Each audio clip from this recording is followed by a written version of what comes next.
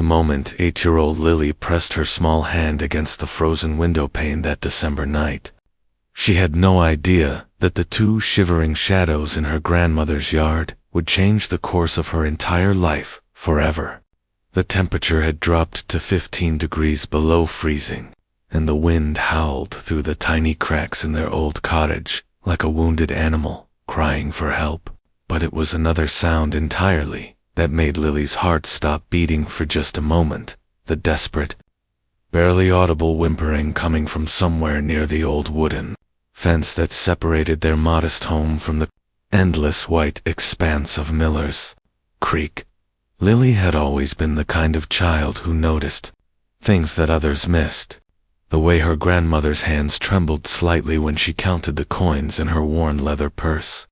The way the neighborhood kids looked away when she wore the same patched dress to school 3 days in a row. And the way sadness could hide behind even the brightest smiles. So when she heard that sound cutting through the brutal winter night, something deep inside her 8-year-old soul understood that someone out there needed her more than she needed to stay warm and safe under her thin blanket. She crept out of her small bedroom, careful not to wake Grandma Rose, who had finally fallen asleep after spending hours worrying about how they would afford the heating bill this month, and made her way to the back door with nothing but her worn cotton nightgown and her late mother's old wool cardigan wrapped around her shoulders. What Lily found when she opened that door would have sent most children running back inside in fear. But Lily was not most children. She was the daughter of a woman who had died teaching her that kindness was never optional, especially when it was hardest to give. To golden retrievers, their beautiful coats matted with ice and snow, their bodies trembling so violently that Lily could hear their bones rattling, lay curled together against the side of the house. And when they looked up at her with those desperate, pleading brown eyes, Lily felt tears freeze against her cheeks as she whispered, "Don't worry, I'm going to help you, I promise."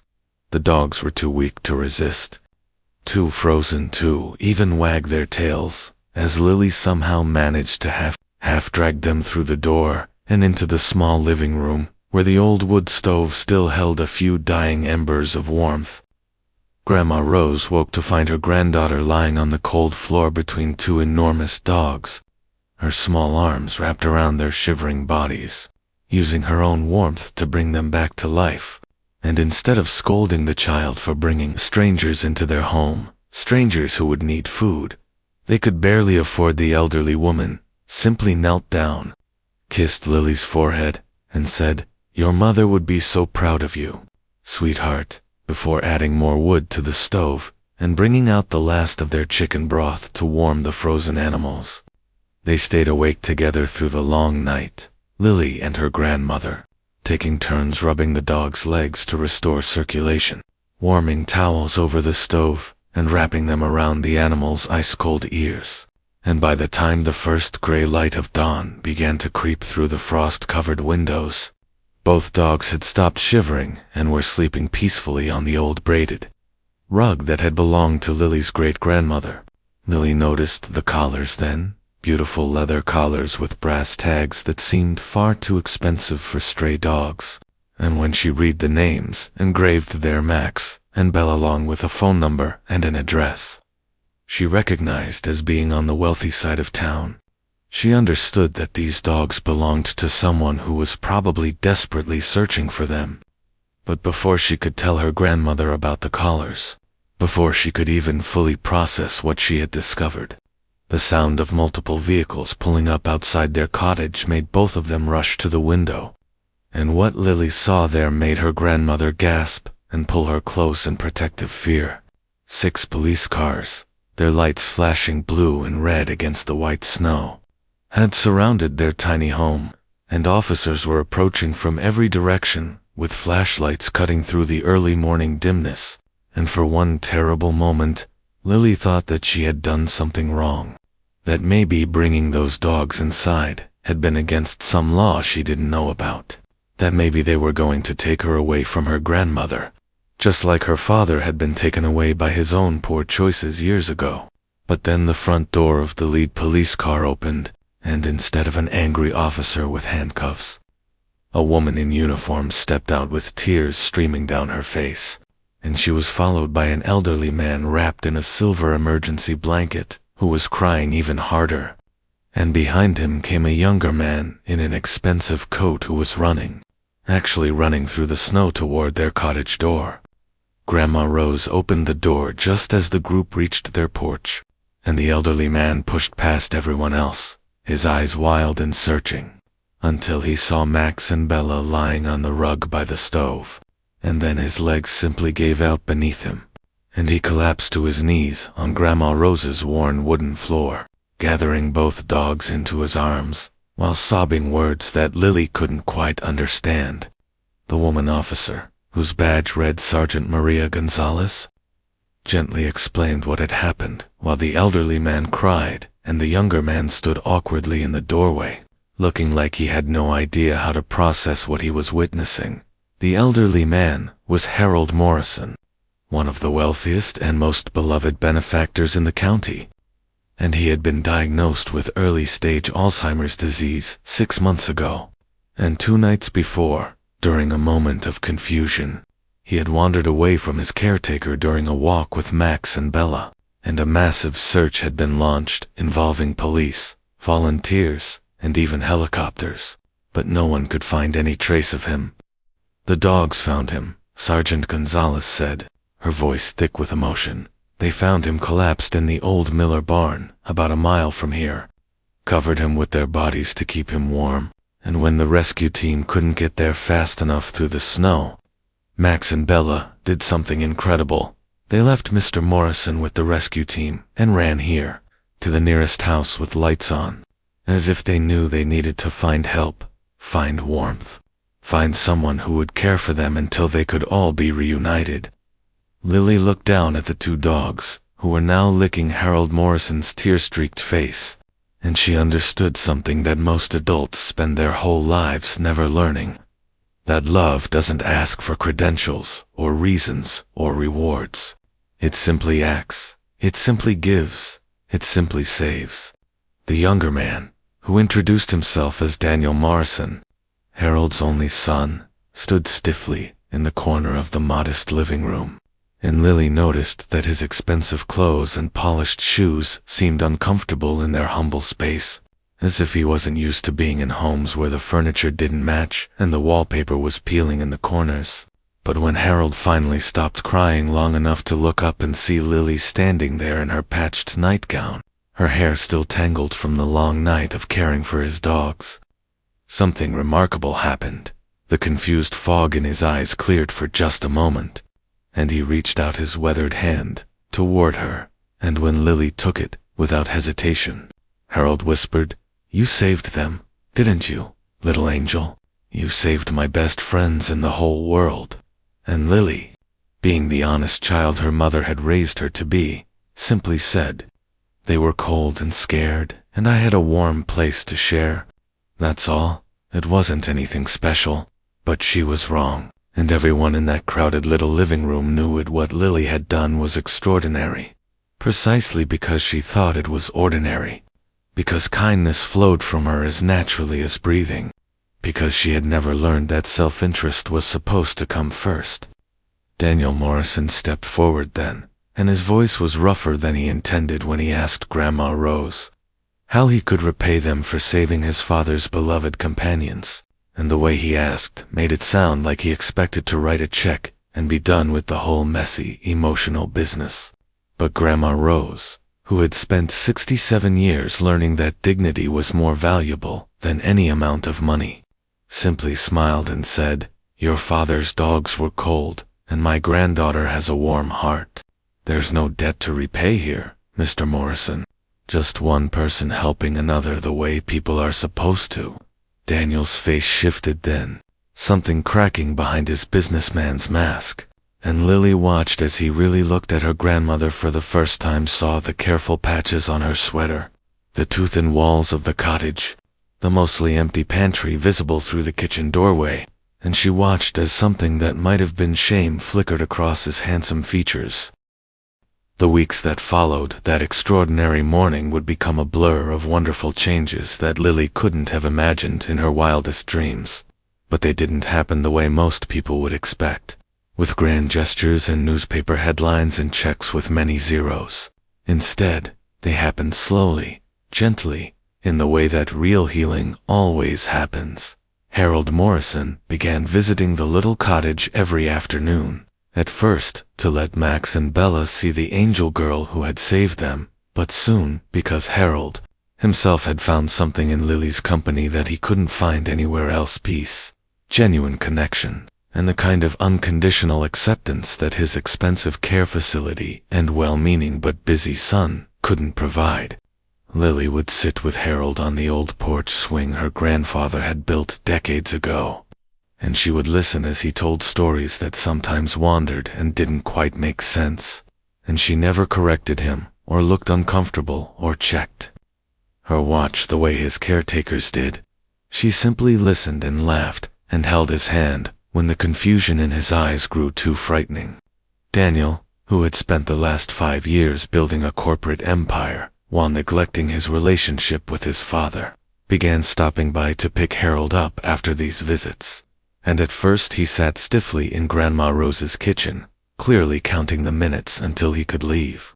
But Grandma Rose, who had never met a person she couldn't charm, simply handed him a cup of coffee and a piece of her famous apple pie and started asking about his life.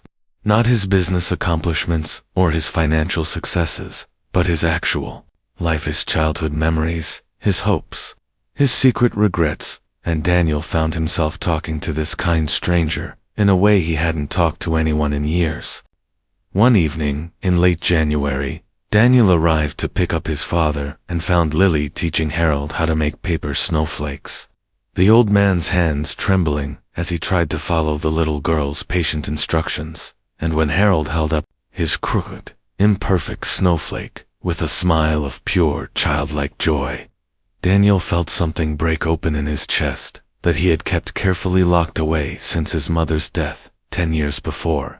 He excused himself and walked out to the porch, and he stood there in the cold until Grandma Rose came out and stood beside him in comfortable silence.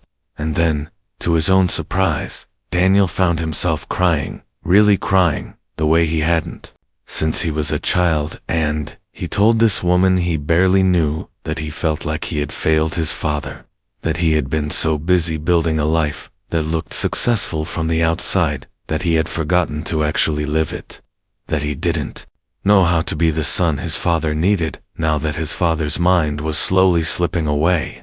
Grandma Rose put her worn hand on Daniel's expensive coat sleeve and said something that would change the course of his life. Being there is enough, sweetheart. Just being there, sitting beside him, listening to his stories, holding his hand. When he's scared, that's all any of us really need from the people we love, and it's never too late to start. Spring came slowly to that small town, melting the ice and snow that had brought a little girl and 2 freezing dogs together. And with it came changes that transformed everyone involved in ways they hadn't expected. The Morrison Foundation, which had previously donated to distant causes and faceless organizations, began funding a new program right there in their own community. Partnership between the local animal shelter and the senior center that brought therapy dogs to visit isolated elderly residents and gave purpose to abandoned animals waiting for adoption. Daniel named it the Lily Rose Program, after the little girl and grandmother who had taught him that true wealth had nothing to do with bank accounts. And Lily cut the ribbon at the opening ceremony with Max and Bella sitting proudly at her feet. But the most profound changes happened within the walls of that modest cottage on Miller's Creek. Changes that were too quiet and personal for any ceremony or announcement. The roof no longer leaked, thanks to a grant that Grandma Rose had received from an anonymous foundation that she pretended not to know was funded entirely by Daniel. Morrison's guilty conscience and growing genuine affection for this family that had welcomed his father with open hearts. Lily had new clothes for school, not too many or too fancy, because Grandma Rose had insisted that charity should look like friendship and not like pity. And every Sunday afternoon, without exception, Harold and Daniel Morrison would arrive at the cottage for dinner, and the five of them, Harold, Daniel, Grandma Rose, Lily, and whichever of Max and Bella hadn't fallen asleep on the porch would sit around Grandma Rose's extended table and share a meal that was richer in love than anything money could buy. Harold's condition continued to progress, as such conditions do, and there were days when he didn't recognize Daniel, or remember where he was, or understand why his hands wouldn't do what his brain told them to do. But somehow, he always recognized Lily, always remembered the angel girl who had saved his best friends on that frozen December night, and when he held her hand, the fear in his eyes would fade, replaced by a peace that made Daniel weep with gratitude. On the 1-year anniversary of that fateful night, a day that happened to fall on Christmas Eve, Daniel gathered everyone in the cottage living room, Grandma Rose, Lily, his father, the dogs, even Sergeant Gonzalez, who had stayed in touch with the family, and he announced that he had something to say. "A year ago," Daniel began, his voice steady but thick with emotion, "I was a successful businessman who had everything and felt nothing. I had money and status and a beautiful home, but I had forgotten what it meant to actually love someone, to put another person's needs above my own comfort, to be vulnerable and present and real." He looked at Lily, who was sitting on the floor with her arms around Max and Bella, and continued, "And then a little girl with nothing but a warm heart and a worn cardigan opened her door to 2 freezing dogs, and she saved so much more than she could have known. She saved my father's beloved companions, yes, but she also saved my relationship with my father. She saved my ability to feel something other than ambition and fear. She saved my soul." The room was silent except for the crackling of the fire and the soft sound of Harold humming a Christmas carol he had remembered from his childhood. And then Grandma Rose said, "She saved you the same way she saves everyone, Mr. Morrison, by treating you like you matter, because you do." Lily, who had grown so much in the past year, but was still the same kind-hearted child who would open her door to any creature in need, looked up at Daniel with her mother's eyes and said, "We're all just cold dogs sometimes, Mr. Daniel, waiting for someone to let us in from the storm. And I think that's what people are supposed to do for each other, be warm places where other people can rest." And in that moment, in that small cottage that had once been too cold and too drafty and too poor to offer much of anything, Daniel Morrison understood something that all his business success and financial achievements had never taught him. That the meaning of life isn't found in what we accumulate, but in what we give away. That true wealth is measured in the warmth we share with others, and that sometimes the smallest, most unlikely heroes, an 8-year-old girl in a patched nightgown, 2 loyal dogs with frozen paws, an elderly woman with more love than money can, save us from the coldest nights of our own souls. Harold Morrison lived for 3 more years. Long enough to see Lily start middle school, and to attend Grandma Rose's 70th birthday party, and to walk with Max and Bella every afternoon along the creek path he had once wandered in confusion. And when he finally passed away peacefully in his sleep with Daniel and Lily and the dogs all beside him, the town agreed that he died the richest man any of them had ever known. Not because of the money he left behind, but because of the love that surrounded him until his very last breath. Max and Bella lived their remaining years as the most spoiled dogs in the county, splitting their time between Daniel's house and the cottage on Miller's Creek. And when they finally crossed the Rainbow Bridge a few years later, they were buried together in Grandma Rose's garden, under a small stone that simply read, "They came in from the cold and brought summer with them." And Lily, the little girl who had opened her door on a freezing December night to 2 shadows in the snow, grew up to become exactly the kind of person her mother would have wanted her to be, someone who never stopped seeing the cold and lonely creatures of the world, someone who never stopped opening doors and sharing warmth, someone who understood that the smallest acts of kindness can create ripples that change everything, because the truth that Lily learned on that frozen night, the truth she has spent her whole life teaching others, is beautifully simple. When we open our doors to those in need, We never know who we're really saving. It might be them, it might be ourselves, or it might be someone we haven't even met yet. But either way, the warmth we share is never wasted, and the love we give away always finds its way back home.